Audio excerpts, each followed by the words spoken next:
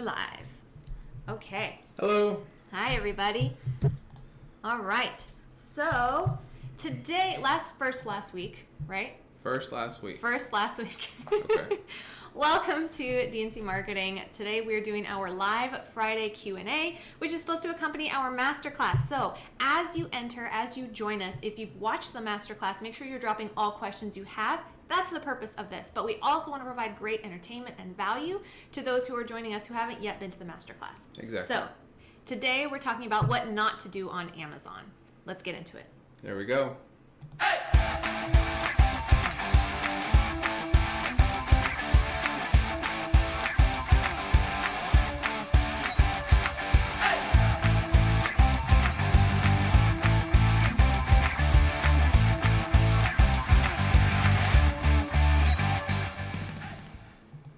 And welcome back.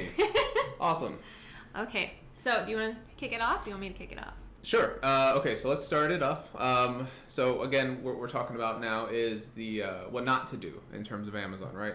So number one, don't promote inaccurate, misleading, or irrelevant information. There you go, Pinocchio. Don't lie. Yeah, so the real point of this is just like we talk about if you've been to one of our classes on clickbait versus click-worthy, right? You don't want to actually lie. And a lot of times people don't realize that they are providing inaccurate information. They're trying to lead customers into their overall collections or whatever it might be. Right.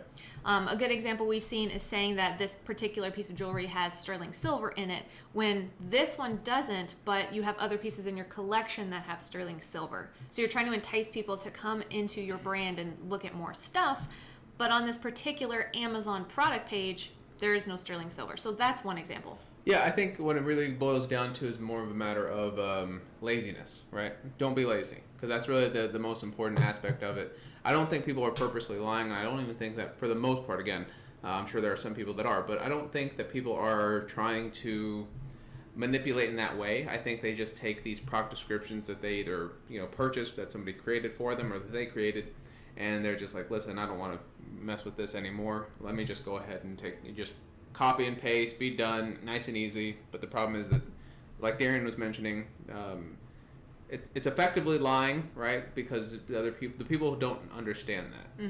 And anytime you have keywords like that where they read it, you always want to. What's the best way to say this nicely? It's basically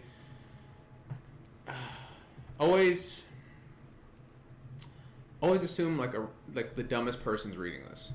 Right, like I can't. There's a nicer way to say it, I'm sure, but the long and short of it is just basically never just make the assumption that everyone's going to read it and then say, well, it's their problem. Because the reality is, especially in today's day and age, where you have a lot of competition online, and you yourself need to represent yourself well online, it's no longer just their problem. Their problem is now your problem. Right. Right. And if you think you're being clear, but the customer says you're not because they're not purchasing, the customer is always right. Exactly. In that regard, yeah, for sure.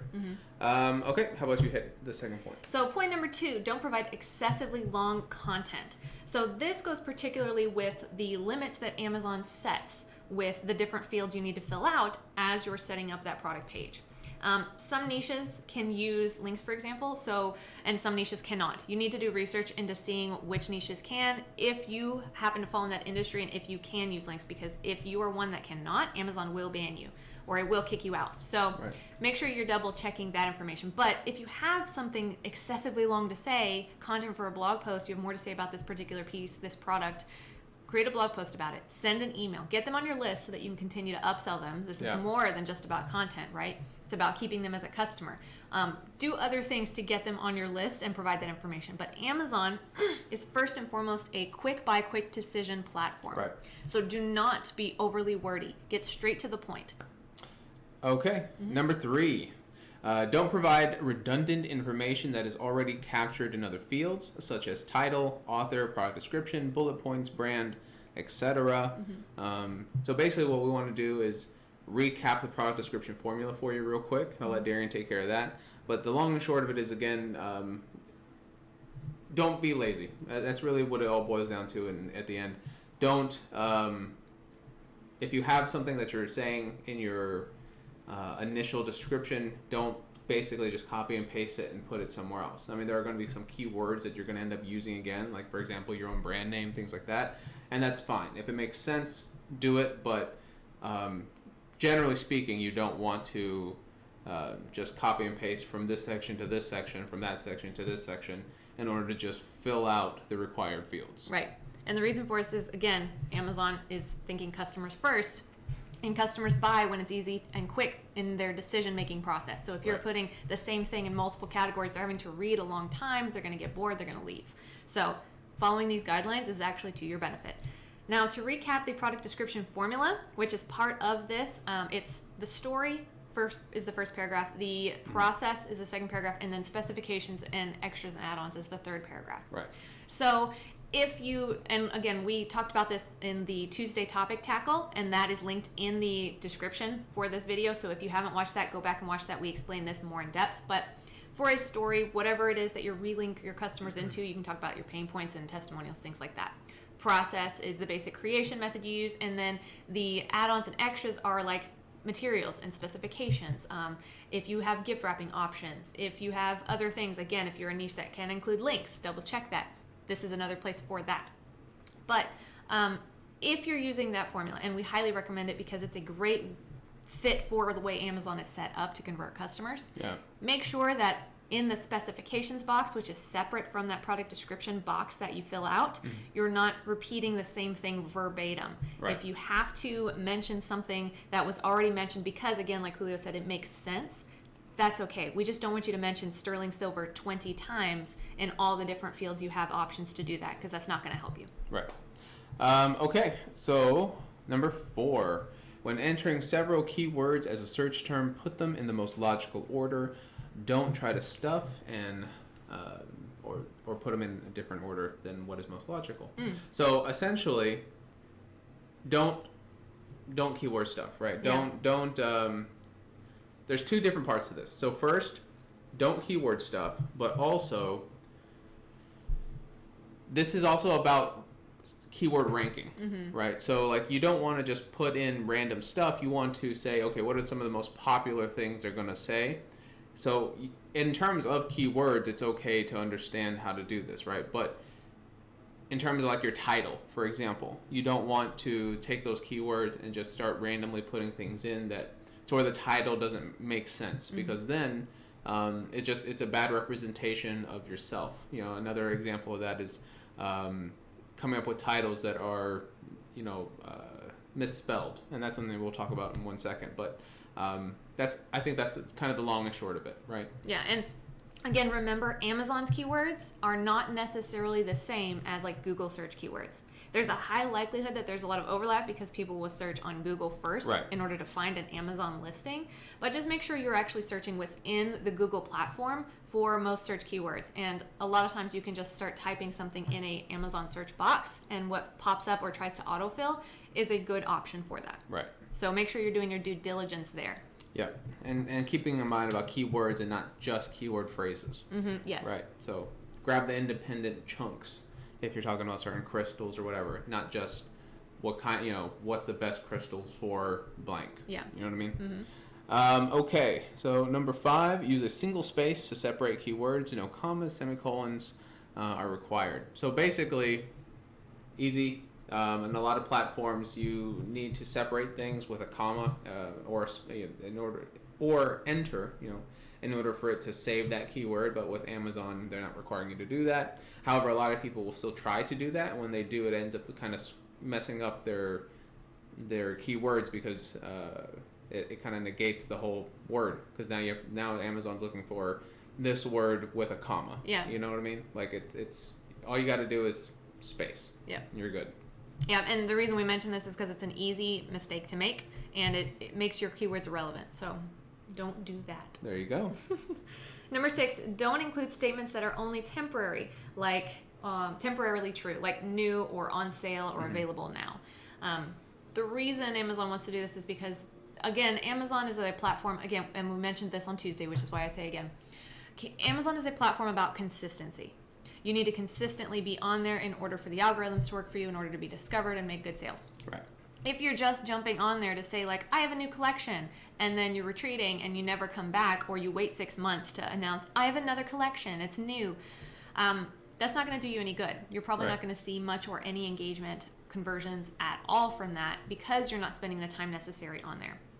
Yeah, I would say whenever you're doing that, basically just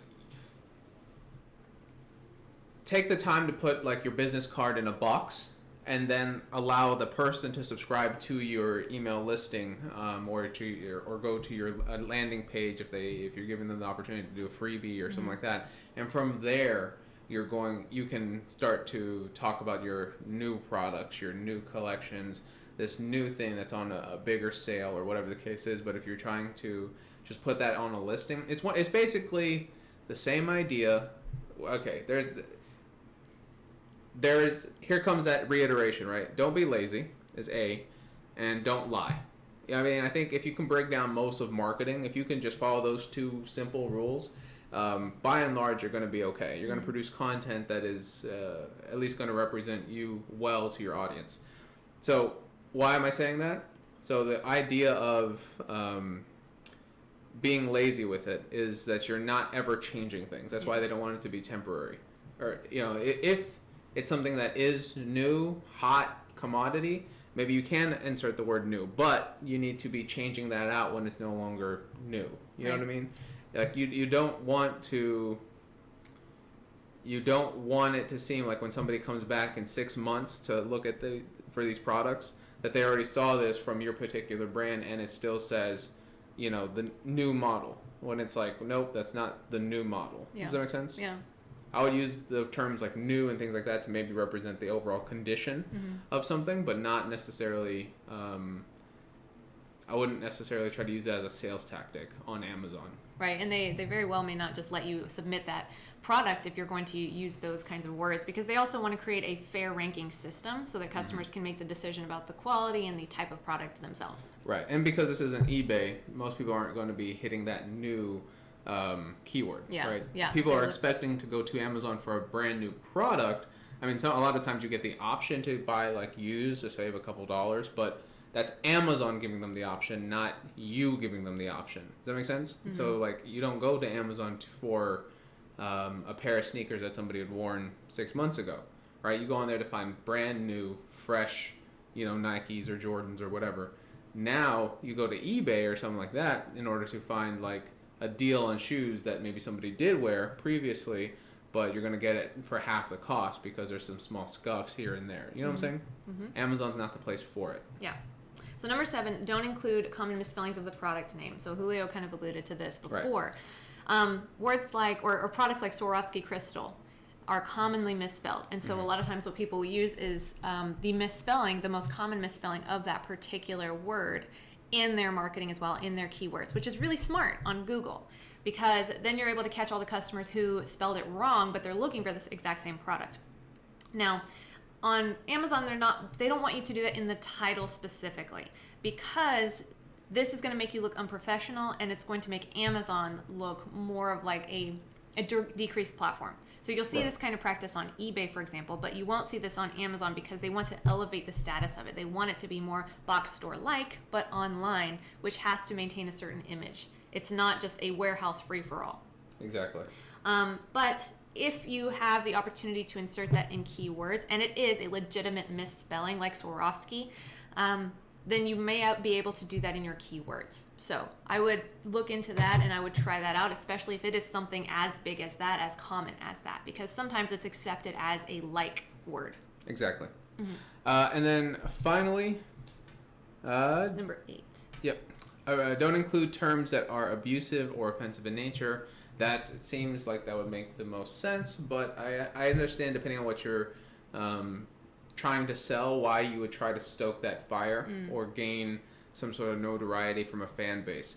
The one that pops into my mind, the easiest, is politics, right? So maybe if you're selling a t-shirt and you are pro, just as an example, right, let's say you're pro-Trump, and since he's a Republican president, maybe you also have some more Republican-like values, you watch Fox News, etc.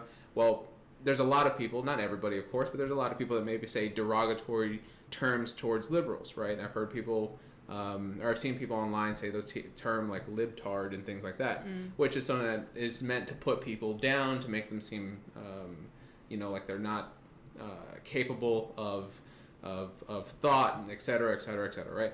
So don't use that term, even though it may resonate with some aspect of your base, especially if you have a t-shirt that says something that's maybe a little bit on the slightly more aggressive side.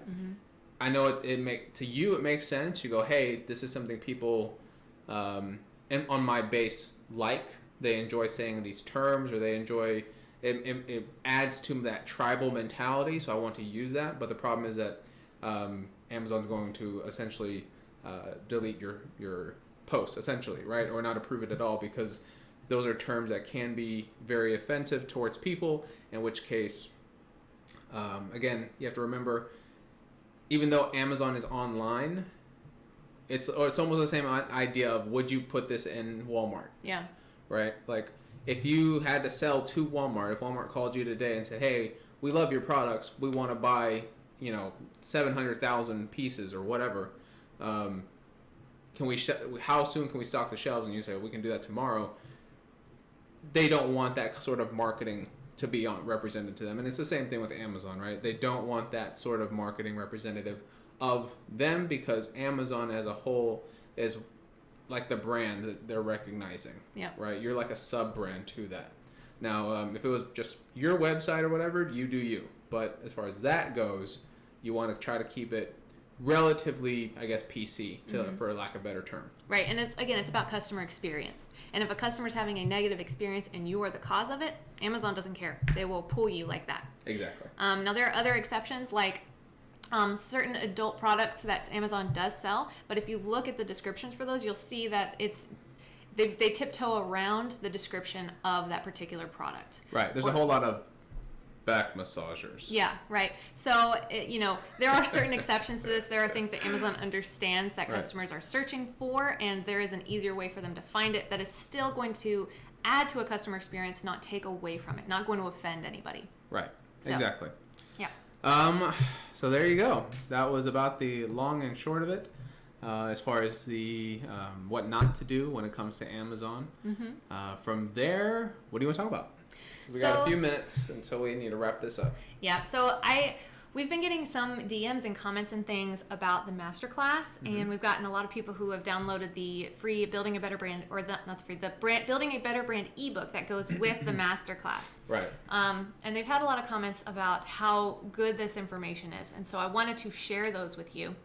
And I wanted to talk about, the need for it. One of our members actually contacted us and said, even though she's been a member with us since, it's been almost 2 years now, I think. She went back and she took the branding masterclass, and then she contacted us and said she got terrific information from it, even though she's a member of our course. So all of this stuff is really helpful. Even people who are in business, who have been to many marketing classes and things, they are getting value from this branding masterclass, because we're very, very specific in the instructions that we provide. It's not just another, let's throw in, a huge pitch and then say, like, use this one tip to be successful. It's full of actionable information, and it has that ebook which helps walk you through everything that we talk about, including all the spreadsheets and checklists that we mentioned. Exactly. So that's sort of it's just an important thing. The Building Better Brand, building a breadier, more keto friendly brand. No, it's what we're trying to do. I mean, of course, we have the actual course itself where you can kind of learn more in terms of in a faster, quicker pace, because we're not necessarily putting on master classes like every week, right? That's why we have this as a pre-recorded stuff instead of a regular old live. But I think that it would actually probably be an overall better idea for you to at least get to watch the Building Better Brand Masterclass up front before you even think about joining the course, because it gives you not only a good idea of what the course is like in terms of our how we resonate, how we talk to you as an audience member, but it gives you a good idea of the kind of information you're going to receive. And again, the goal with these masterclasses is that we're trying to take the knowledge and condense it down a little bit more and be more direct. We notice at a lot of places, every time we go to a webinar, either they are extremely long-winded and like 90% of it is basically one long sales pitch, or they do try to give you information, but none of it, it's either super basic or they're just not, it's not enough for me to pull out a pen and paper and actually want to write something down. Right. You know, like because it's just verbal, it's just like verbal diarrhea, you're just talking. It's hard for me to capture, or at least for me personally, it's hard for me to capture what that key concept is, right? Unless you repeat it multiple times. Kind of like think about when you were in school, right? The teacher would have to say like, this is what, you know, this is, I don't know, I'm trying to think of something. Pythagorean theorem. Sure. Yeah. We'll go with that, right? They're saying this is it. This and they repeat it 2 or 3 times, which kind of is supposed to tell you like, make sure you write this down. It's going to be on the final exam, etc. Foot stomp. Right, but normally in webinars they just kind of talk real fast. They get through it so they can get eventually to their sales pitch or whatever. And excuse me, for me, I end up always if I've ever done a webinar, I end up having basically a blank page when I start and essentially a blank page when I end, because I don't really know how this pertains to me. Right. With our class, we're trying to give you something better than that. Not only do we add more information verbally, we give you the ability to get the branding ebook. And with that, it's an editable ebook that actually walks you kind of through the whole masterclass process and allows you to follow through and type into the ebook in a very nice and manicured way. You know, kind of gives you the ability to do it all at once, basically. Yeah, and then what I really love is that you can then clear the ebook whenever you're done implementing this first round of your about page copy, your home page copy, your branding message, the 4 different personalities that you're going to focus on, or the one personality that fits your customer type best.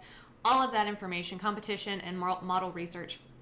After you've done your first round of that, you can then clear it or save it as a separate document and start over in that editable document to do round 2. Right. So it's something you can continue to use throughout the life of your business. Yep. Yep. Or if you even wanted to keep, another good option is if you wanted to keep your old records. I know this is something that Darren really likes to do. What you could do is just copy it. You know, since you already have the file, like I said, we give you the ability to get it. So once you actually receive it, all you got to do is copy and paste, basically, right? You can create 2, 3, 4 different files. So you have like a 2019 version. Next year you have a 2020 version. Instead of erasing it, you just move it. You know, that way the 2019 version still has all its old information in case you wanted to open up both at the same time and kind of cross-reference, see where your growth has been from there to now. Yep. Okay. And go ahead. Something else we wanted to mention, it's in the description for this live right now, but I wanted to let you know, in case you haven't seen it yet, we have an ebook ready that we created to go with both Tuesday's class and today's live class, and that is the Amazon Ranking 101 ebook. And so it includes everything we've talked about in a very neat broken out checklist so that you can look at it and start implementing, or even just to start studying it if that's something that you're interested in trying in selling on Amazon, or to refine your current strategy on Amazon. And Julio just dropped that again in the comments, so make sure you click that. It's completely free. We're not asking you to do anything except give us your email address so that we can send that to you in email, and it basically gives you all the information you need in order to get started there. Yep. Yeah, that's about it, I suppose. Yeah. Well, thank you so much for joining us today. We really appreciate it. If you have any questions, comments, concerns, please let us know. Feel free to DM us or email us. But from there, we will just, I guess, talk to you on Tuesday live. There you go. Yep. Okay. Again, thank you so much, everyone. And we appreciate you. And we'll see you then. Alrighty. Bye. Bye.